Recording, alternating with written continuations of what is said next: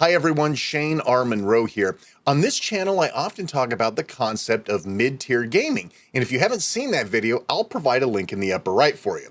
And from time to time, I'll present you with examples of this subgenre of gaming. Today, we're going to mix up mid-tier gaming with a dash of history and a pinch of review, along with baking in promotion of a great Steam Deck summer sale game by taking a look at the Steam Deck verified Gameloft title, The Oregon Trail. Stick around.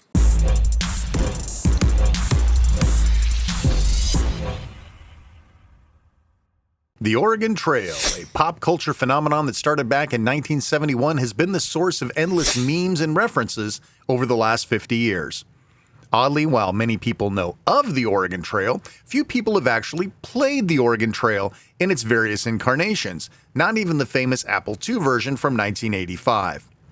Despite the fact that you can play it emulated on dozens of websites, usually the 1990 PC version, many wear the Died of Dysentery shirt but may not remember the game at all. A version of the game hit mobiles and handheld consoles in the 2010s, even showing up on the Nintendo DSiWare store. The game's anchor in pop culture history even prompted a board game, a card game, and a new electronic standalone handheld version, released by Target in 2018. Never let a money-making franchise die. Just ask Digital Leisure and Dragon's Lair. In 2022, Gameloft, the creators of the OG mobile and handheld port, updated the game again, releasing it on Switch and Steam, bringing the game to a whole new set of gamers. Now, this isn't a game I'd play on a $2,000 ray tracing capable gaming desktop. I got other stuff to play there.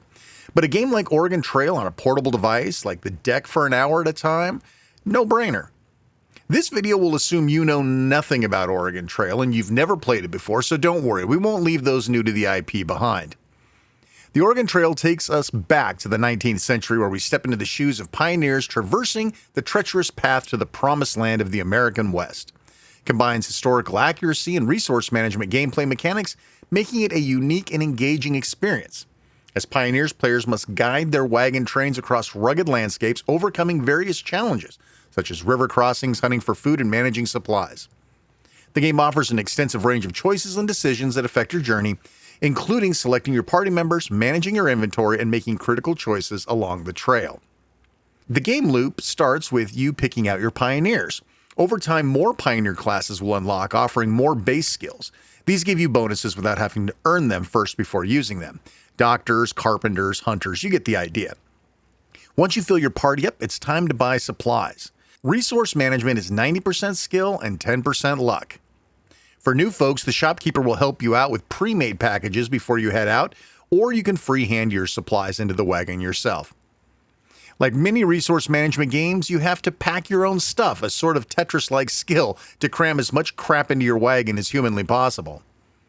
Now you're ready to hit the open road. The trek to Oregon comes in 5 major legs, each one having multiple sub-legs, and each sub-leg has points of interest to stop at. You're never totally in charge here. You may have a couple of branches where you can choose a random secondary sub-sub route, but it's pretty much a straight-on death march. Sometimes literally. The graphics aren't going to win any awards, and the game's mobile hail is pretty obvious. This would bother me more if I were on a high-end PC with a 32-inch HDR screen, but fortunately mid-tier gaming kicks in and I find the graphics somewhat pleasing on the 7-inch 800p deck display. The characters are animated well enough and the scenery is more than adequate and even sometimes beautiful when you hit a point of interest. This is a game of waypoints, getting from one to the next. When you travel, you consume food and time depending on your settings. Are you keeping everybody's morale up with max food consumption? What about your pace? You'll cover more ground in less time if you push the team, but the party's stamina will take a hit each day.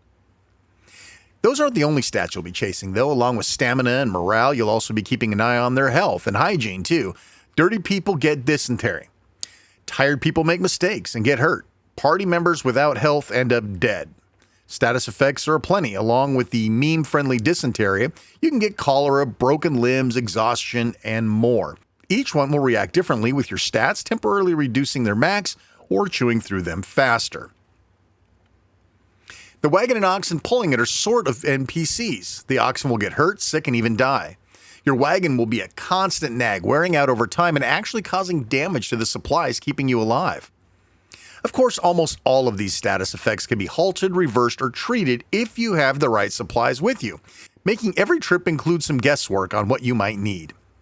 Fortunately, the road can also provide. During your trek, you'll stop at points of interest. This can be anything from a dog barking to a crashed wagon with potential supplies, a random gunfighter, and dozens more. Some will trigger stories that you will fulfill over the course of your adventure. There are points that may provide fruit foodstuffs if you have someone smart enough to pick them without eating them on the way back to the wagon, or medicine if you have someone competent to gather it, or even dedicated story points. Some points are just new locations to choose where to go next. Hunting and fishing are available if you have bullets and bait respectively. Fishing feels a lot like Animal Crossing, but a lot easier. Hunting is a basic action sequence where you're placed in an area and animals scamper around you waiting to be slaughtered. You may be on a time limit to see how much you can bag. Just remember the stamina of the pioneer will dictate how many pounds of meat you can carry back. The rest would be a waste of bait and a waste of bullets. As you cover the sub points of interest, you'll land at a major location, a fort or village or other settlement.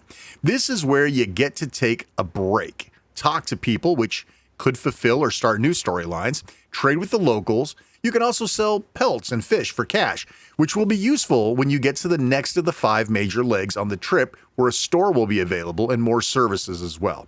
You wash, rinse, and repeat through the 5 legs of the trip while trying to outrun winter coming, and a helpful countdown will keep you paranoid through the whole trip, and hopefully your pioneers don't die for the countless reasons that people died in the Old West.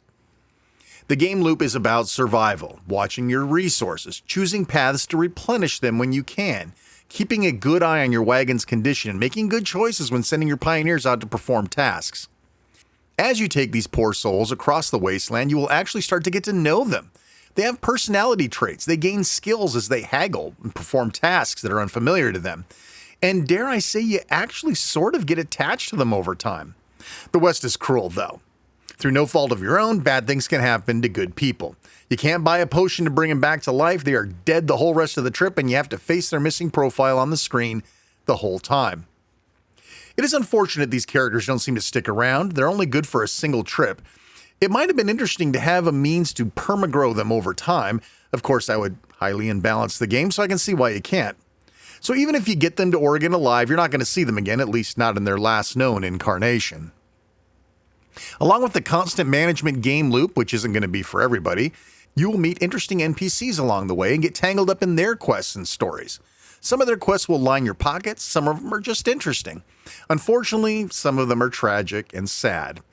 Your involvement is pretty binary. You may or may not branch the story of what happens to them based on your influence abilities, but most of them will have a couple of different outcomes you can replay to see what happens the next time.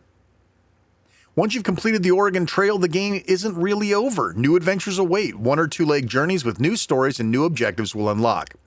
Some will unlock those new pioneer classes or give you essential tools like a knife to skin pelts more effectively on your next trip. Join a faction and help build the railroad by performing tasks during your next Oregon run, along with the other people playing the game. Yes, the game loops are similar, but new stories and slight changes to the loop await you. Various difficulty levels, too. Weekly challenges will show up, giving you more things to do once you've burned the game loop into the ground. A full Oregon trip takes a few hours, depending on how you play. I made the journey twice, helping the Union build that railroad, along with several 1 and 2 leg journeys, and have netted a good 10 to 11 hours of gameplay for my $15. That's good ROI in my book. I know I'll get at least another 4 hours of play, meaning the trail has provided me with $1 an hour of entertainment. As with games of this nature, you'll start seeing patterns in the game loop. You'll start seeing the same random encounters as you did before. Same stray dog, the same guy asking you to watch his horses while he's out doing God knows what for 3 days. You'll get a rhythm going where you can reasonably keep your wagon working and your people safe, so thank God random acts of tragedy can occur to keep you on your toes. Don't worry about Gameloft being the developer. There's no Smurfberry packs or 30 currencies to dink around with. At the time of this show, there was a single DLC pack bringing more stuff and journeys into the game. I'm all about legit game extending DLCs, and it appears that they're doing it right. I'll let you in on a little secret. I was never really a fan of the Oregon Trail. Too much stats and resource tracking for me back in the 80s. Give me arcade action games on my Commodore 64. Oregon Trail was what they let you play on the Apple IIs in the computer lab at my high school because it was educational. They've managed to work the game into a fun little package, though. Maybe being older has helped me appreciate it more. The presentation is clean and fun, easy to get around, and that beats typing on a keyboard to see how much flour you still have left. If you're looking for a chill, cozy game you can play at your leisure while watching TV with your wife in the living room, look no further. The game constantly saves, so even if you don't suspend the deck and you just exit the game, you're right where you left off with no penalties. Very nice. If you were a fan before, this updated edition should bring you a lot of joy. If you're not familiar with the IP or have never heard of Oregon Trail, it's almost a subgenre into itself, and if this video has piqued your interest at all, it's worth a look. Gameloft is a name I associate with money-hungry mobile games, and you wouldn't be blamed for doing the same. What we have here with the Oregon Trail is a cozy resource management game with a lot of charm, ongoing new content, and incentive for replay.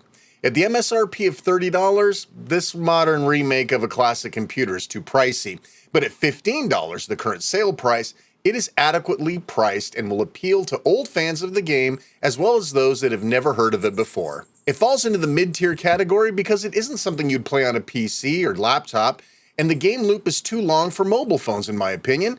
But for a couch game or a bed game where you can leave the sound on, cozy up, and spend an hour or two trekking through the wilderness of ever-breaking wagons, dysentery, and random accidents that could wipe out your whole crew when you're 2 miles from your next major waypoint, it makes perfect sense. Do you enjoy these short mini reviews? Would you like to see more like this? Would you like to not see more like this? You know what to do. Leave a comment below while you're down there, you know. Hate to ask, but like, subscribe, and of course hit the bell if you please. I'm Shane R. Monroe. Until next time, may your quests be epic and your victories be legendary.